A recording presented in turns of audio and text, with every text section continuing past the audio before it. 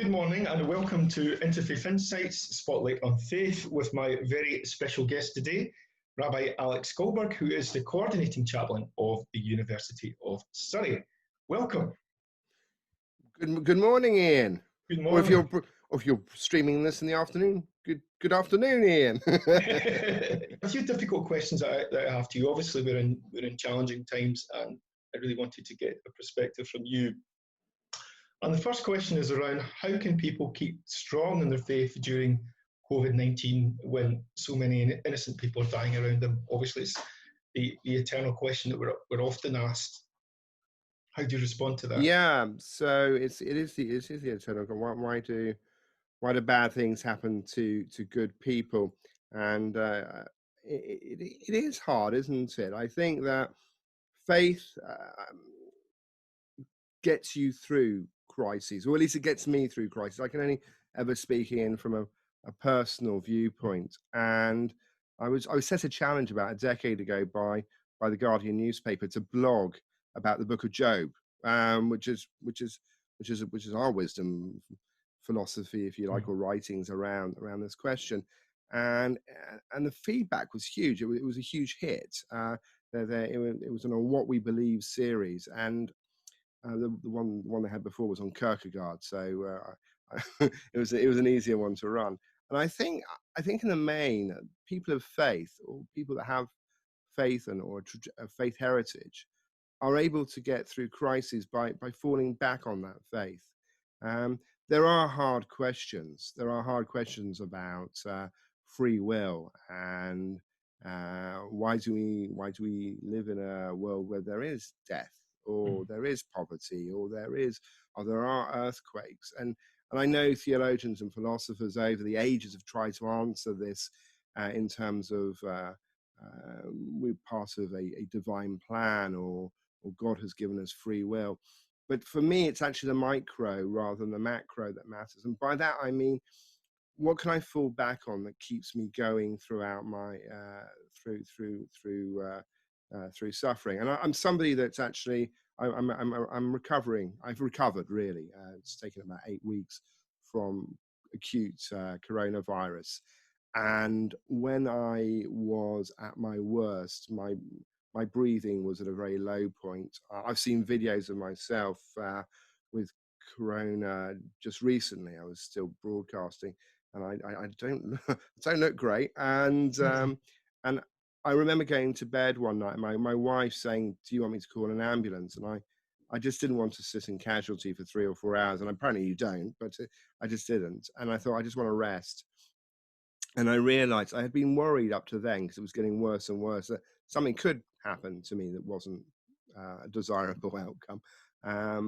And for some reason, I became extremely calm, that actually I wasn't in control of this situation, and that whatever would be. And my reflection was at that time, how can I, even in this state, best serve those around me? How can I best serve my community?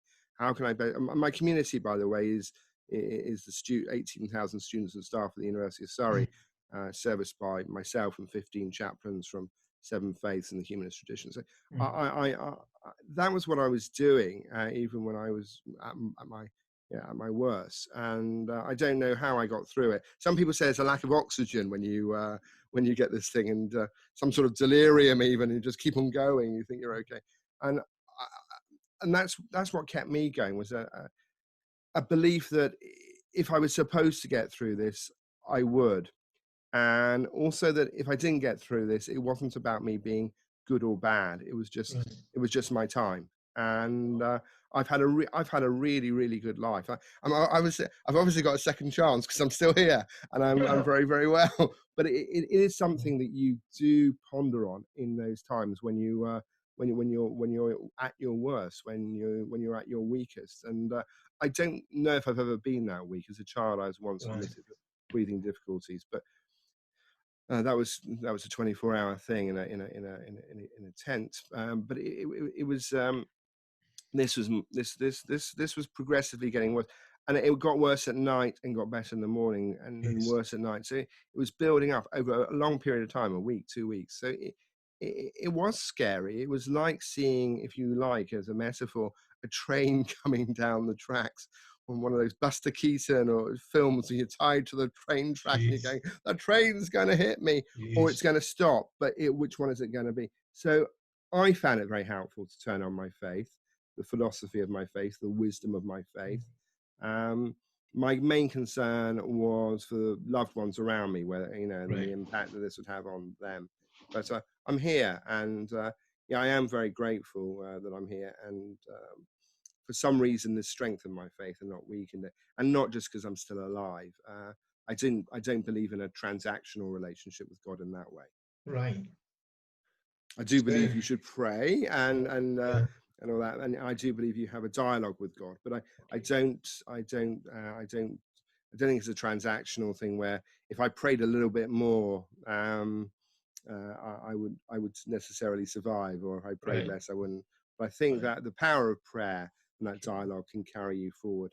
If that makes sense. Yeah, it makes perfect sense. Wow. And somebody holding your hand through crisis.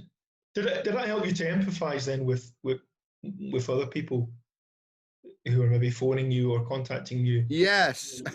Yes. Some people says I've over empathized because I was doing 15 hours days, and my family are going, yes, I know you're very grateful for being here, but you know, we'd also be grateful if you came down for supper. So that's also good, isn't it? You've got to empathize with your family and have a balance in your life between family life and work life and rest life, which is again something that I think a lot of people have been having a difficulty with during the coronavirus outbreak. Our boundaries have disappeared because we're working at home. I'm speaking to you via Zoom, but as far, and I know you're going to push this out at some point on via social media, but we could be talking at 2 a.m. in the morning and nobody would know. And we may not know, and that's where we've gone. And I am very grateful as an Orthodox Jewish rabbi. I might not look like one with a hoodie and all that, but it's my university. Where has it gone? But university campus rabbi on the back. But as an Orthodox rabbi, I like the fact that my week is dictated by a religious calendar, which is also dictated by sunsets and sunrises, and the Sabbath on a Friday evening is I don't know if it's a colon, semicolon, full stop, whatever it is, but it's at the moment it's giving me punctuation in the week. I switch off my social media on a Friday night, and I will put it back on probably as soon as Sabbath is out on a Saturday night. And I think that's really important for me. There's a huge debate, I don't know if you're aware of this, Iain, within our community, whether you should use, because I think we're going to come on to this later maybe, but because there are no services going on in synagogues, should we use Zoom, what we call Zoom minyan's or Zoom services? And I know that more progressive denominations are using those during the Sabbath, and I would say no, don't. Okay, that's interesting. I don't. My main sermon to the university, we have a Facebook Live going out onto the university, 18 programs a week, and not all me, and Sikh Hindu, but my Shabbat reflection that I do an hour and a half, 2 hours before the Sabbath comes in, and that's my call, I guess, saying this is the beginning of Sabbath. And I'm going to speak to my audience then. And I've been getting, for a community on campus of 160 to 200 Jews, we've had up to 3,000 people watching that at any one time, just from the campus community. So I think that's the right, for me, that's the right way. I'm not criticizing anybody else who wants to create connection with community. I just think actually I need that break in the week. Otherwise, Saturday becomes Monday. That's very interesting. I hadn't thought about that way, but I think the chief rabbi at one point had called on the Sabbath to be a day that you didn't use social media, that you turned off. But a big part of worship is that communal joining together as community, which I think we've done that anyway. So when we were at the University of Surrey, when we were pre-shutdown, a really great guy, actually, Alan Sutherland, who who is a Scot, came to me and said, I want to maintain community on campus. Here are the codes to our Facebook account. And originally, I think we are going to have a faith studio and a music studio and a discussion studio, and I don't know what else. Anyway, we were the only people that turned up just before lockdown with a camera in a room on our own. Social distance was still there. So originally it was just me, and then I managed to get the Anglican chaplain to come along. He was very happy to. And when they saw the numbers of people tuning in, because it was semi-lockdown, it was just that time before the government announced it, people saw the impact on it. And I think we have maintained community on campus, not just through that programming, but also through Zoom sessions, Skype sessions, one-on-one pastoral counseling. In fact, I would say I've never been busier. And those who have been reaching out and creating community have seen their communities grow during the corona crisis, not shrink. So certainly there are the Jewish students and Jewish members of staff who have literally, I didn't know about them. They've come out of the woodwork. So the Jewish site on campus has grown by almost 10%. Interesting. And then no conversions. These are people born as Jews. Of course. We don't go in for proselytization and conversion when we put people off. But these are bona fide Jewish people who have come out and went, I want to be part of that club, and I want to associate with community. So I think you can rebuild and reimagine community during Corona. It's not the same. And I think if you're of a certain age, and you're a regular synagogue goer, church goer, mosque goer, and you've week in, week out, maybe even day in, day out, done the same practice all your life, and you're now in your 70s or 80s, I can understand this is a really confusing time. But I have a much younger community who may or may not have gone to synagogue anyway beforehand, and now are touching base with community in a whole new way. And I think that the new normal, even in the long term, is going to be a combination of online and offline. We will return to regular services eventually, someday, hopefully soon. But I think also that idea of touching base with the community online is good. And for me as well, it's been, if I can just add in, it's been a great equalizer. So down in Surrey, we do have synagogues. We have a rabbinic group for Surrey. There are 5 rabbis in Surrey. So that's it. And one of them is literally a mile over the border, but we include him because his congruence on both sides. Right? So you can see we're stretching this a bit. And there are Jews, but a lot of Jews in the villages in Surrey and in Hampshire, and northeast Hampshire, suddenly have come out of the woodwork and they feel they can participate on an equal basis, certainly within the Orthodox community, where driving to synagogue is not allowed officially. I'm not going to pretend there aren't Orthodox Jews people non-Orthodox who don't, but it's a great equalizer, because if they join in from a village in the middle of northeast Hampshire, Jane Austen territory, you've got the image, right? And they plug in, and they are equal now to the person living in the county town in Guildford, or somebody living in a large Jewish community in Golders Green or Hendon. And I'd imagine it would be the same in Scotland. Suddenly that Jew from Livingston, he can decide which way he looks, towards Glasgow or Edinburgh. But that Jew from Livingston feels some sense of equality at the moment. And that's important. Beforehand, they may have belonged to one of the synagogues in Edinburgh, one of the synagogues in Glasgow, but they'll always be seen as, Joe from Livingston, who doesn't really come very often. And now Joe, he or she, is jumping up on Zoom every week. And but has there been a reluctance from any of the synagogues to close in the same way that some churches have in some parts of the world, in America? So some mosques. It's very interesting, I think. The strictly Orthodox community in London, there has been some reluctance to close. In and that's been a problem. I think their late closure probably caused an maybe caused an upsurge of corona in that community. And also, there's been an argument again on the more progressive side.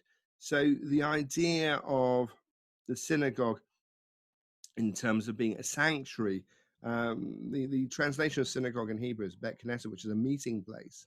So you could have a synagogue anywhere. They are special places. They are places of worship. So I'm not going to belittle it. But certainly on the liberal wing, they are more likely as a community to set up cameras still within their synagogue and just have the rabbi there. Now, that's neither, it's not breaking any of the rules per se. It's just, for me, it's not, again, giving that equality of access, saying the rabbi is somehow special and can go into the synagogue and has a one I know has a 4-camera setup. And again, not judging them, but I actually think for now, reinventing the notion of community, that Jews have had to reinvent generation after generation anyway, sometimes because of oppression and persecution and being moved on through pogroms, sometimes because of new movements and new waves, such as modernity or ideologies that have emerged either pro or anti our community. So I think those adjustments have been made before, and they're being made now. And I don't know whether I feel comfortable, to be honest with you, with the lone rabbi in the synagogue whilst the rest of the community are shut out. But again, they will tell me this is very comforting for the person who's in their 70s or 80s, who's always seen that image of their synagogue, or has done for the last 30, 40 years. It's very interesting, isn't it? I guess in some traditions, they want to hear the live prayer at that time and somehow feel that they're connecting with the people and having some kind of live connection with God at that time.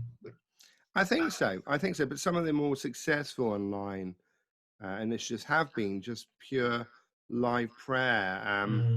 There's a rabbi in London who has a fairly large community, Daniel Epstein, who was one of the first to just go on and in the morning, he had a camera set up at home and just put on his tefillin, the prayer straps on the head, and say morning prayers on his own, just filmed. He did it in synagogue initially, actually, that was right. And then but he was very successful in doing that. So there are ways of touching base.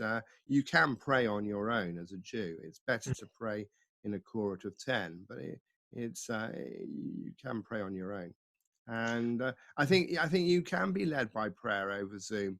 It's not the same as having the quorum in Israel. Certainly in Israel, I don't know if this is happening in other bits of Jewish communities elsewhere where you have similar. There are balcony minyan. I like that. So they all go out on their balconies, and someone's got a Torah scroll on balcony 3, and they have 10 in the Orthodox tradition, 10 men, and in other traditions 10 people, but whatever. And they're on their balconies in the streets, and he starts prayers, and they hear each other, they see each other, they say amen. It's considered a thing. And again, obviously social distancing is there because they're not going anywhere. There's no danger. They're on their back. So balcony minyan is okay. And even driveway minyan, as long as people are not jumping over the fence. And that's also been an issue. That's if you have, some person with a Torah scroll in garden 3 and somebody gets called up, are they tempted to jump over the fence to be next to the Torah as they get called up? That's not a good idea right now, I don't think. But certainly these initiatives are very creative and quite moving. I think people that look, we both come from faiths where fasting is an important thing from time to time, abstaining is an important thing from time to time. Letting us go without is to realize the importance of what we have, of the lives we have, of the food we have, of the friends and family that we have, and depriving ourselves of those things from time to time is for us, it's a way that we do penitence, but it's also, and there's no need to penitence, but it's a way of realizing having us focus on what's important to us. And I think during the corona crisis, people have been reflecting for sure of faith or not of faith, what is really important to them, whether it be about the economy, about their family, about their careers, about the global environment, about the fact that guns have fallen silent in war zones, and what can we learn from this going forward? I don't know about up in Edinburgh, but the skies here are blue, and a blue hue that I have not seen. I'm sitting here in London. I've not seen this blue hue before. And actually, it's quite strange. Occasionally, an aeroplane will fly over, and we're all looking up and going, "Look, it's an aeroplane." And I remember doing that when I was growing up in the. Oh, I'm going to say how old I am. Late 70s and 80s. And it was like when Concorde used to fly over to Heathrow. You were like, "Oh, it's Concorde," and you're like, "Yay!" And that would cause excitement. And I think it's sort of causing excitement now. It's like it's a plane. So this is now the new norm. And I also think that I quite like the clean air. I quite like. Yes. I don't want. I know people want to travel again. I know what they want their summer holes, and there are people who have to do business around the world and all that. I've got that. I just kind of like the clean air, and I don't know what to do with that. And the bird song is marvelous, so it's great. One thing I was going to mention that's come to my mind is how we talk to young people, and I'm more thinking especially children at this time who are wondering what's going on. I have a friend, Sheikh Hassan Rabbani, who's it's incredible. He's been doing these half-hour talks to parents and children in the morning. Sometimes he dresses up in a bear costume, and he reads stories from the Prophet and hadiths and things. I'm just wondering how do we explain to young people what's going on at this time? I guess it must be quite an uncertainty to them, and wondering what's going on, and especially in the Jewish, obviously within your community, there have been a lot of deaths. Obviously, grandparents and people will be passing away. So yeah, so I deal with slightly older young people. I know, definitely. It's not quite the same. 18 to 21, so they are maturing young people. But I still think that a lot of people are dealing with death of a loved one for the first time at that age. And Judaism has a way of dealing with death. It's very prescribed, and that prescription means that you have a week.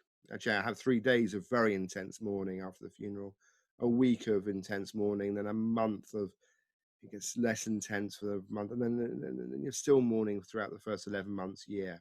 Even every year on the anniversary of the death, you mark the death.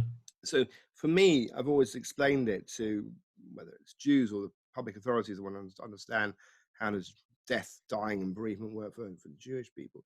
I've explained it in concentric circles, and those concentric circles of from intense mourning to memory, just pure memory, help people in terms of giving them permission to grieve and stop grieving.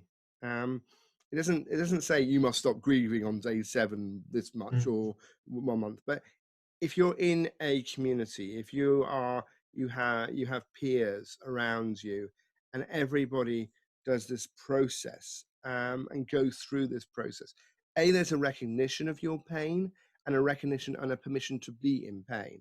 And I think right now that's very difficult for people, because if you can't go to the funeral, you go by Zoom funeral. And I've been speaking to rabbis who've been doing Zoom funerals. Very, very odd experience. Some people find it very moving, but I think it's got to be painful and odd if you're grieving. So you have to reinvent that. We usually say the Kaddish prayer, and that's which is quite well known. Again, it should be said in front of this chorus. What happens if you're at home? Is there a chorus or not? As an Orthodox Jew, I'd say there's other ways of marking that mourning process. They're not usually used. So some people feel they're being robbed of their mourning process. I would say there are other ways of going through that mourning process, and those coming to me right now, I would take them through different ways of doing that, and I hope they find that helpful. But I think again, as long as we recall that there are these other methods, they may be by saying psalms or saying there are other memorial prayers which don't need a quorum necessary. But as long as they realise that their pain is being recognised, and also, well, we say Kaddish on behalf of the praises to God on behalf of those who have gone. There are other ways to gain that merit. If we don't talk in theological terms, but it sounds like I am, gain that merit, which is not usually done. So it might be by studying a tractate of Talmud, or a tractate of the Bible. It doesn't matter. Or saying the Psalms, whatever. So that's very unusual for most people. For some people within perhaps a more religious community, it's less unusual. They would do that on top of the Kaddish. So yeah, I think it's hard. Explaining that grandma and grandpa have gone is difficult. I think what people are finding really hard is not being able to say goodbye. I know the NHS here in England, I know it's working differently in Scotland, has brought in lots and lots of iPads. Other tablets are available, but iPads where people can speak to their loved ones through the iPad. I know that chaplains in our local hospital are allowed to wear PPE and go and see them. There's one person, he probably doesn't want to be named, who found an old couple where he was suffering from corona. I think he was in ICU, intensive care, and he was allowed in as the chaplain. He took a selfie. Though the couple didn't have smartphones or even any phones, they were that generation. So he drove around the county of Surrey looking for the wife with a selfie of him, and she took and they took a selfie, and he took it back to her, and he people are finding new ways of doing things, but incredibly hard, isn't it? It's just hard. We've been having the conversations here, and the civil servants have been asking communities about funerals and how we actually do them. Because one of the issues also is around the size of the crematoriums and places, and how many people can they support, and how many staff do they have, and how do they social distance. And some have almost been practicing a minimum of 10 people, say. How do but whereas others are saying basically no people, because we maybe one or two, because of they just can't. So in Surrey we have something called the Joint Resilience Forum, which is Surrey is the main local authority. We have 11 boroughs or something like that. Population of 1 million. So we're not a small area really. And our rules here, there's a senior faith leaders group, and there is a faith forum as well that they have, which is a bit more wider. But the senior faith leaders. So we were asked that, and yes, they agreed to 10. Right. There's also, for different communities, getting to very sensitive areas about how should the body be handled and delivered. Jews and Muslims are still burying their dead. In our county, we have gone to our religious authorities. I've gone to the chief rabbi's rabbinic court. We have something called judges in there, and asked them for advice, because there are ways you could view the Jewish law one way or the other, but it is such a delicate issue that we went to them, because there are things that we are not doing for the protection of volunteers who would normally prepare the body, that we would normally do, handling the body, washing it, and things like that. Whilst the Muslim community have decided that's exactly what they want to do with PPE, and my faith says urge on the side of caution for the living, whilst respecting those who have died. So if any treatment of a body would risk the life of one of our volunteers, that's not good. We have a concept of pikuach nefesh, saving life. So that's what this is based on. But it's at the same time we have to respect those bodies, and how do you do that in these times? But we're doing our best, and I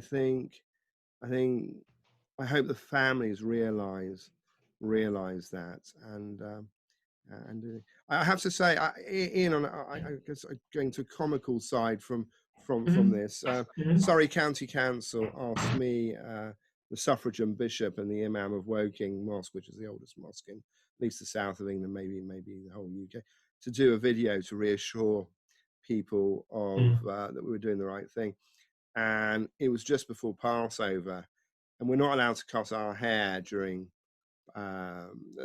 parts of Passover, parts of the not all during Passover, for at least for 33 days until Lag BaOmer, in memory of a plague that hit Rabbi Akiva, students 2,000 years ago. Long story to get in. Anyway, so I'm there before Passover. I'm like going, there are no salons or hair barbers or whatever open. I found some clippers, and they were beard clippers, but I thought, this is it. That's all I have. So just before Passover, I went right. It goes 0 to 10. So I went 3 sounds kind of moderate. I didn't realize these were millimeters, so or maybe they're micrometers. I have no idea. So I shaved. This Iain is 44 days of growth or something, or 40 days of growth. I don't know. It's been very, very interesting having this conversation with you. Have you got a final message for people just before you go? My final message is that we will get through this. I know it's been said a lot of people, but I'm actually sort of taken aback by the sense of community, people coming together, people helping the neighbours that they haven't met before, people going and doing shopping for those who are solo isolated because of age or underlying conditions. And I think that throughout this corona crisis, I've seen some silly things, but I've also seen the best of humanity, people coming together, reimagining and reinventing community. And I hope we take that spirit forward. I'm very aware that I'm living in a city which still talks about the Blitz spirit, and I think some of that has come back. Except I think we lost it somewhere along the line. I don't know when. I wasn't around, but I hope that the Corona spirit, that spirit of community, of helping one another, of feeling responsible for one another, continues for a very, very long time. Thank you. That's a great way to end. Thank you, Iain. Have a great day. Bye-bye. Bye-bye.